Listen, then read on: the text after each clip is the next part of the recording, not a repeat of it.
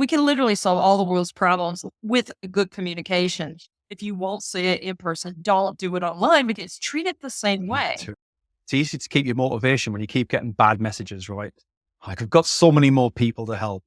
If you were outside the car, there is no way on earth you would be behaving like this. It's not about being, oh my God, I'm Warrior Prince and I'm going to say whatever I want to say. And just because I know no one can get me through the keyboard. But that's not the case because your goal is to get clients. I am one of the people that will walk down the sidewalk and flip somebody off in front of them. But that's me. If somebody's an ass to me, I will pretty much tell you you've been an ass. You're never actually taught how to communicate. You just learn little bits and pieces as you grow up from the people around you and stuff.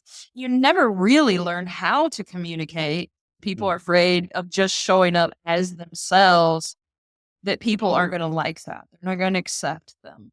Rejection now is a positive thing because it's somebody who I shouldn't have been working with, who I've pushed away. If you are offending someone in your marketing, you aren't doing it well enough. If you aren't offending people, then you're not doing it well enough. We give this perception publicly that lots of followers and lots of interactions means we're raking the money in, and we'll tell people we're raking the money in. And newsflash, most of those people aren't. There's too much fake out there for me. And it makes life really hard for everybody who's genuine.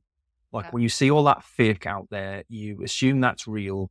First of all, have genuine curiosity. A lot of people talk too much about themselves and don't leave the door open and ask questions. I say I'm from the States, but I live in Portugal. And everybody's immediately like, oh my God, how'd you live in Portugal? That's so cool. I immediately just pull out a story working with a client or something that I saw happened that surround what I do. Creating a conversation with somebody is not just jumping into their inbox and expecting a conversation. It takes time and effort. It means it can't be automated a lot of the time. If you're following people who are telling you need to spend more and more time online, more and more time messaging people, and more time creating content, you're doing things the wrong way because more volume does not mean more quality.